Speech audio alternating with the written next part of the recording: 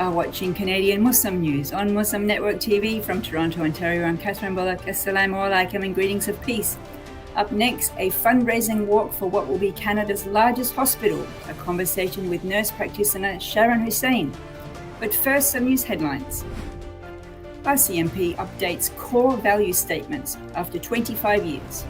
Newfoundland and Labrador community calls for change after racist graffiti incident.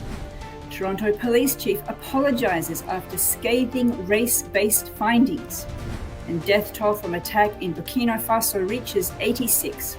Now the details. The RCMP is revising their core value statements for the first time in 25 years. The new statement includes references to reconciliation, diversity, honour and empathy. The RCMP ethics officer leading the change told a news source that recent political debates over the role of the police has brought on the update. According to the president of the Union of BC Indian Chiefs, the update is, quote, a waste of time. Instead, there should be more efforts to hold officers accountable for their unjust use of force against civilians. Newfoundland and Labrador's BIPOC community are asking the province to improve their response to hate crimes after a gazebo in a public space was littered with racist symbols and words.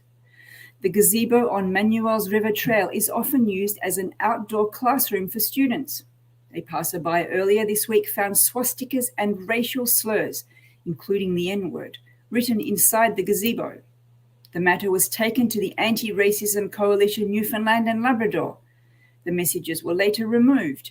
No police report was filed. The coalition's education lead says that anti-racism efforts should include the impacts and implications of hate speech. Toronto Police Chief James Raymer apologised yesterday for, quote, systematic discrimination after race-based police data was released to the public. The review included over 900 use of force incidents with the Toronto Police in 2020. According to the data, police officers used more severe force against people of colour during enforcement actions such as arrests. Officers were also more likely to point a firearm at black people. Just moments after Raymer delivered his speech, Assistant Professor at the University of Toronto, Beverly Bain, rejected the apology, calling it a public relations stunt. Bain says the black community did not ask for an apology. They asked to stop being brutalized. The death toll from an attack in Burkina Faso's northern town of Saitenga has risen to 86, as local authorities say 7 more bodies were found. A government spokesman says insurgents stormed Saitenga and attacked civilians from June 11th to 12th. Speaking at the scene of the tragedy, President Lieutenant Colonel Paul-Henri Sanda Ogo Damiba, head of the junta, promised reprisals against the attackers. According to a local non-governmental organization, recent armed attacks left more than 3,000 people displaced as of Sunday. Burkina Faso has been grappling with an insurgency that has spread from neighboring Mali over the past decade. And that's it for the news.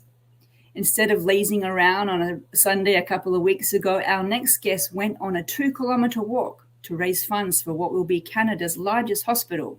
We welcome to the show nurse practitioner Sharon Hossein. Assalamu alaikum. Wa alaikum assalam wa rahmatullahi wa barakatuhu. Thank you for having me today. Thanks for joining us. Now, I just mentioned that you were part of this 2K walk. It was part of something called the Hazel McCallion Walk for Health. Tell us about the day. Oh, we were so blessed. We had a wonderful day last Sunday. The sun was shining, and we met at a picturesque park on the southern part of Mississauga called Port Credit Memorial.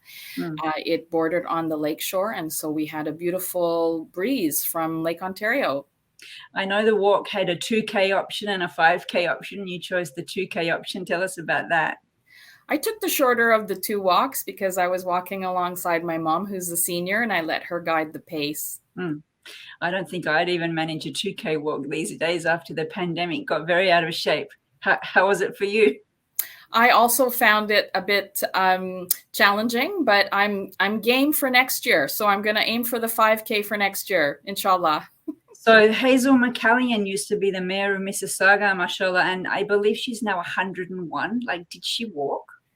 Absolutely. She's such an inspiration for us because she has been supportive of our hospital organization here in Mississauga. As you may know, or your viewers may know, that Trillium is actually a conglomerate of 3 hospitals in the Mississauga catchment. And she was very instrumental in the building of the Credit Valley Hospital. She actually boasts that the design was made at her kitchen table. And so she's been a lifelong supporter of our institution. We have named programs after her, especially the cardiology program, because her birthday is Valentine's Day, February the 14th. So very apt name for her to have on our cardiac program. She attended the day, she gave an opening welcome, and she cheered us on, but I do not believe she walked with us. Well, she's allowed to not walk at that stage in life, right? You mentioned next year, so it's the first of an annual walk? Absolutely. We were supported by the Royal Bank of Canada, and it's meant to be an annual fundraiser for the hospital. We're working towards this beautiful new hospital we've got planned. I'll ask you about that in a minute. I understand that there's been a nursing crisis during the pandemic, and really you guys are our heroes. So how did it feel to go out and participate in a walk? It was billed as a way to show our support for healthcare workers.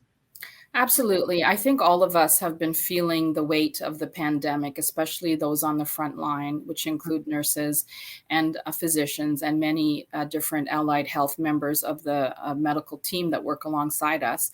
We have been noticing our peers leaving the profession, retiring early, moving on to jobs that aren't as stressful or taxing.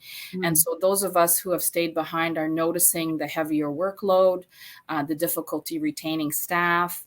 And we know that in Canada, in Ontario specifically, we have between 22 to 30,000 nurses, a deficit of 30,000 nurses. So it's a big hole to fill, and a training a nurse takes 4 years.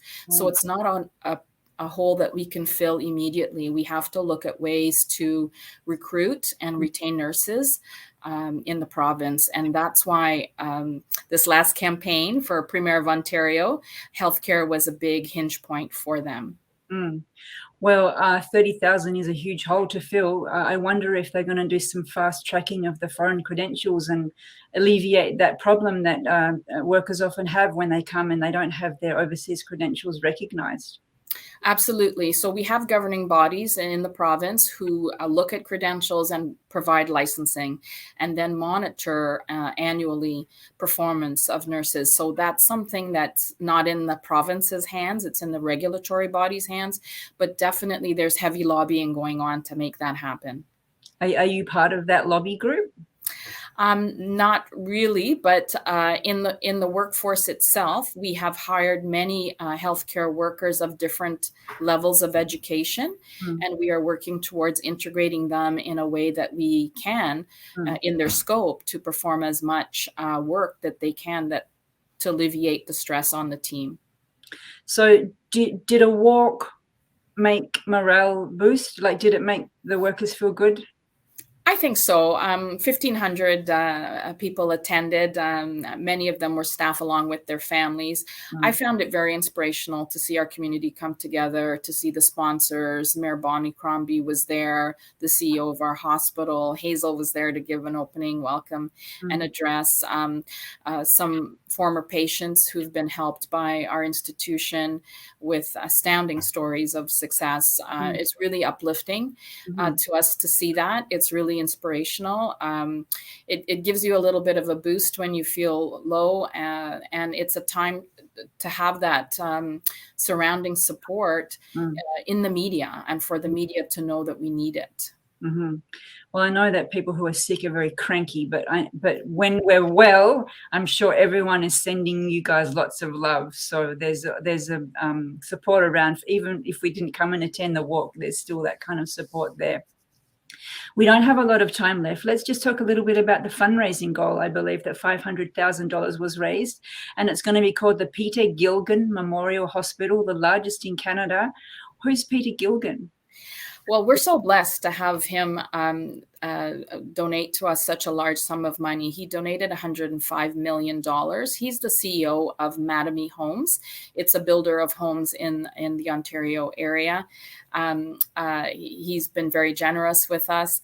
We have a 10-year plan to bring this build into fruition. It's going to completely change the look of our hospital, that the one I'm currently sitting in right now is going to not exist. But we have a state-of-the-art institution on the corner of the Queensway and Huron, Ontario, which is almost smack dab in the middle of Mississauga. But all the other sites associated with our hospital, including Credit Valley and the Queensway Hospital, are also will be undergoing renovations as well. So it will totally change our institution and hopefully bring us on the cutting edge of medicine, and allow us to provide the growing needs of Mississaugans. And also we serve the Peel region, which includes Brampton and parts of Caledon, etc. So it's a very big catchment that we need to serve. And if you donate 105 million, you're allowed to have a hospital named after you. But you said it's not. So are they going to demolish the building that you're currently in and rebuild? Right. So what will happen to the people who need that care then? Well, it's going to be a very challenging 10 years to work in an institution under construction. I just have to say that. I'm sure it's going to work in phases, and I'm sure it's going to be a nice ballet of the new and the old coexisting. But we're really pleased to see the images of the projected new build and excited for it. It means a whole new dynamic in the area. We will bring in more staff, obviously, to work here. Our programs will become bigger. And unfortunately, I have to stop you there. We're out of time. It's going to be stressful 10 years, but we wish you well, all of you. Thank you for joining us. Thank you for having me. Assalamu alaikum. Walaikum salam. Thank you for watching Canadian Muslim News. If you like what we do, please share, like, and subscribe. Stay safe and God bless.